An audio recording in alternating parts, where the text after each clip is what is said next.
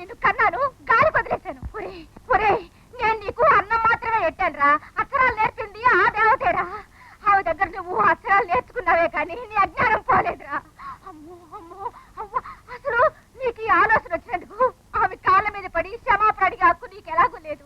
ఆమె నడిచిన కాలి ముద్దల కళ్ళ కద్దుకోరా. నీ పాపం కొంతగా పటాపంచలో ఉంది. పిచ్చి పిల్ల, ఈ గంగి నీ మీదే అన్నాదులు పెట్టుకుని బతుకుతా ఉందిరా. దాని పెళ్ళలో 3 ముళ్ళు వేసి సుఖంగా బతుకురా.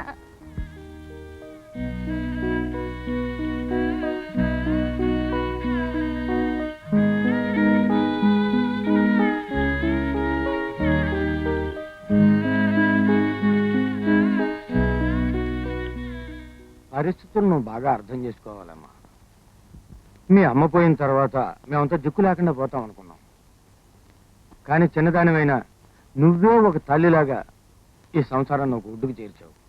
అదృష్ట దేవత నీ తలుపు తట్టినప్పుడు ఇప్పుడు నువ్వు కాదంటే ఎలాగమ్మా? ఇదంతా నా కోసం చెప్పటం లేదు నేను. ఈ కట్టె ఎప్పుడైనా కాలిపోయేదే. కానీ నీ తోబుట్టువుల గురించి ఆలోచించు. ఆవిడ చెల్లెలు, దాని వైద్యం, ఆ పైన దాని పెళ్లి, 2 తమ్ముళ్ళ చదువులు, ఈ బాధ్యతలని గుర్తుంచుకుని ఓ నిర్ణయానికి రామ్మా.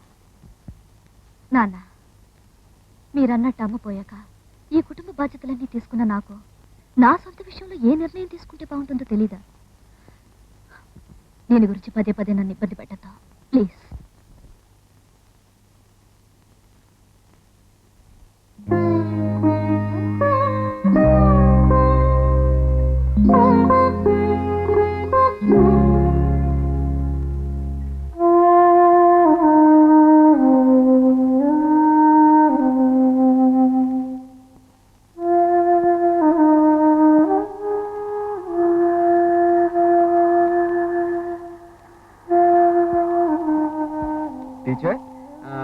తిరుపతి కొండ పైన ఎవరుంటారు? దేవుడు. ఈ కొండ మీద? ఈ కొండ మీద నువ్వు నేను. కాదు. మరి రాజు,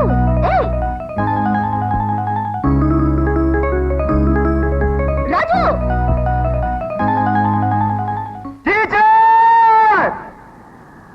ఈ కొండ మీద మీరు ఒక్కరే ఉన్నారు.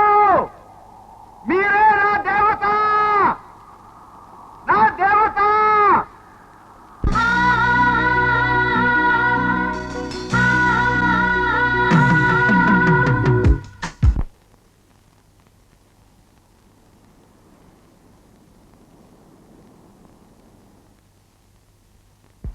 ఏంటలా చూస్తున్నావు?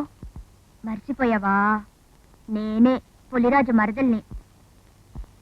ఆ రోజు ఈ స్కూలు బళ్ళో తట్టుపుట్టుని ఇంగ్లీష్ ఫీజులో తిట్టినట్టు తిట్టమాకు.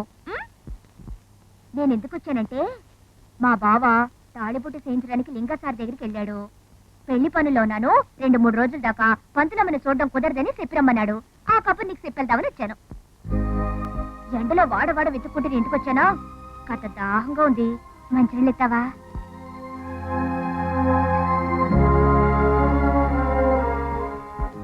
ఓయ్ పంతులమ్మా, ఈ ఎవరా ఎన్నావా?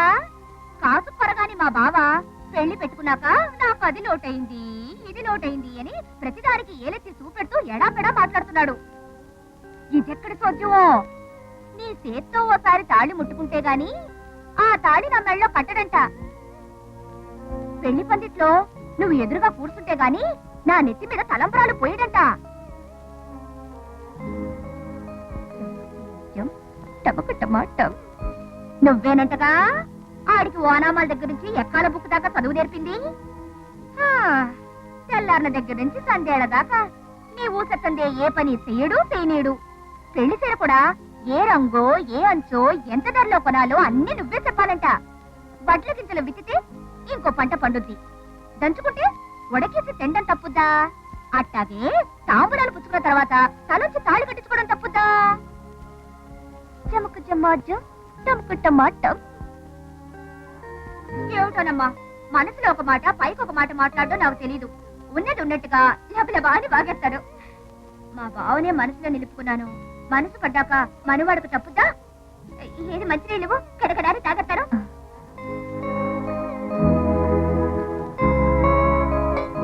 నూరేళ్ళు సుఖంగా ఉండు. వస్తాను.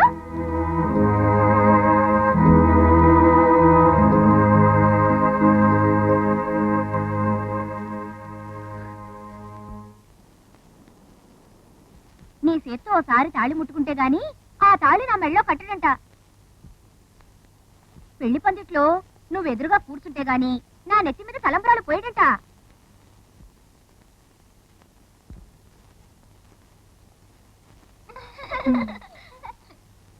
ఎందుకు నవ్వుతున్నారు?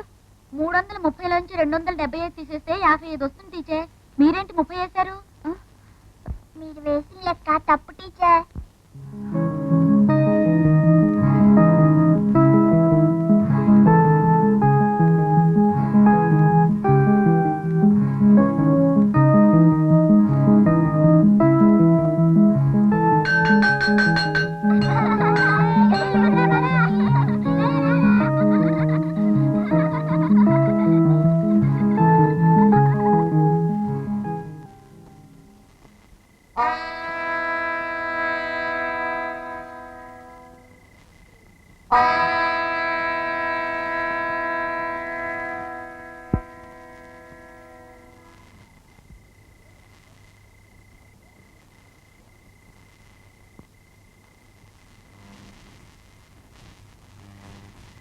Good evening teacher.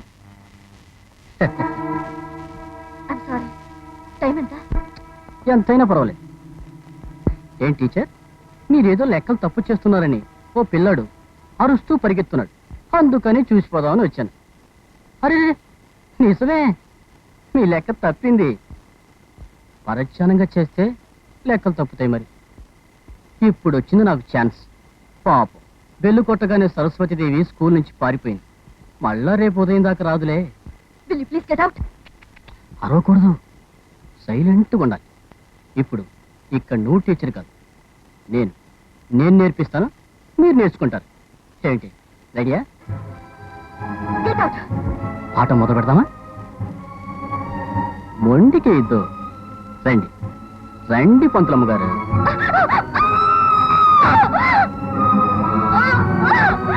You rascal!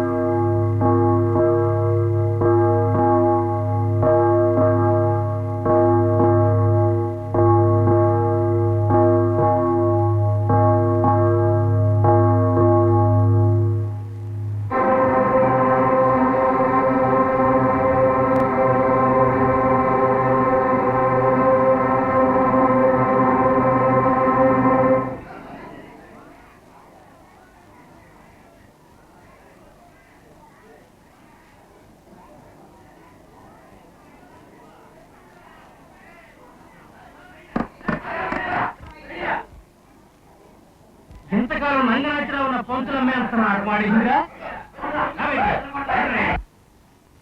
Raju, school మూసేసి ఇంకా 5-6 పెట్టుకుంటే వ్యాపారం బాగా సాగుతుంది అనుకుంటాను. ఏ రోజు ఎంత ఆదాయం అవుతుందో లెక్క చెప్పడానికి పంతులమ్మ కూడా ఉంది. సిగ్గు లేకపోతే సరే, మీ సరదాలు వేరే సోటే లేదు. అసలే తాగుబోతు, పైగా ఆడపిల్ల తయారుగా దొరికింది.